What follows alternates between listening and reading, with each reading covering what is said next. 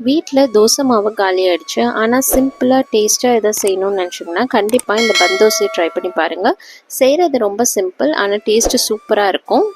இதுக்கு ஒரு பவுலில் 1 கப் ரவை கூடவே ஒரு 1/2 கப் தயிர் சேர்த்துக்கலாம். தயிர் பார்த்து நல்லா புளிக்காத தயிராக எடுத்துக்கோங்க. சேர்த்துட்டு நல்லா இந்த மாதிரி கலந்து விட்டுருங்க. கலந்து விட்டுட்டு இது ஒரு மூடி போட்டு இந்த மாதிரி க்ளோஸ் பண்ணி ஒரு 10 நிமிஷம் அப்படியே இருக்கட்டும். பாருங்கள் 10 நிமிஷம் ஆயிடுச்சு. இப்போ இதை ஒரு மிக்ஸி ஜாரில் சேர்த்துட்டு கூடவே தேவையான அளவு உப்பு சேர்த்துக்கலாம். சேர்த்துட்டு ஒரு கிளாஸ் தண்ணியை இந்த மாதிரி சேர்த்து நல்ல ஒரு தோசை மாவு பதத்துக்கு அரைச்சி எடுத்துக்கலாம். இது அப்படியே இருக்கட்டும். இப்போது இதுக்கு ஒரு தாளிப்பு கொடுத்துக்கலாம். அதுக்கு ஒரு பேனில் கொஞ்சமாக எண்ணெய் சேர்த்துட்டு எண்ணெய் நல்லா சூடானதுக்கப்புறம் 1 ஸ்பூன் கடுகு 2 ஸ்பூன் கடலைப்பருப்பு சேர்த்து பொரிய விட்டுடலாம். கடுகு இந்த அளவுக்கு பொரிஞ்சதுக்கப்புறம் இதில் ஒரு பெரிய வெங்காயத்தை பொடியாக நறுக்கி சேர்த்துக்கலாம். சேர்த்துட்டு நல்லா வதக்கிக்கோங்க. வெங்காயம் இந்த அளவுக்கு வதங்கினதுக்கப்புறம் இதில் பொடியாக நறுக்கின ஒரு பச்சை மிளகா, கொஞ்சமாக கருவேப்பிலை, கொஞ்சமாக மல்லி தழை சேர்த்து நல்லா வதக்கிக்கோங்க. இந்த அளவுக்கு வதங்கினதுக்கப்புறம் ஸ்டவ் ஆஃப் பண்ணிவிட்டு இதை நம்ம எடுத்து வச்சுருக்கிற மாவு கூட சேர்த்து நல்லா இந்த மாதிரி கலந்து விட்டுருங்க. அவ்வளோதான். இது ஒரு 2 நிமிஷம் அப்படியே இருக்கட்டும்.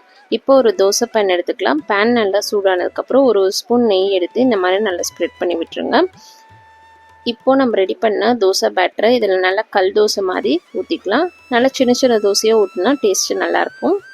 இன்னொரு ஸ்பூன் நெய் எடுத்து இந்த மாதிரி தோசைக்கு வெளி சைடும் உள் சைடும் ஊற்றி நல்லா செவக்கிற அளவுக்கு குக் பண்ணிக்கலாம். பாருங்கள் ஒரு சைடு நல்லா குக் ஆகிடுச்சு. இப்போ இதை திருப்பி போட்டுக்கலாம். 2 சைடும் பாருங்கள் நல்லா கிறிஸ்பியாக குக் ஆகிடுச்சு. இப்போ இதை ஒரு பிளேட்டுக்கு ட்ரான்ஸ்ஃபர் பண்ணிடலாம்.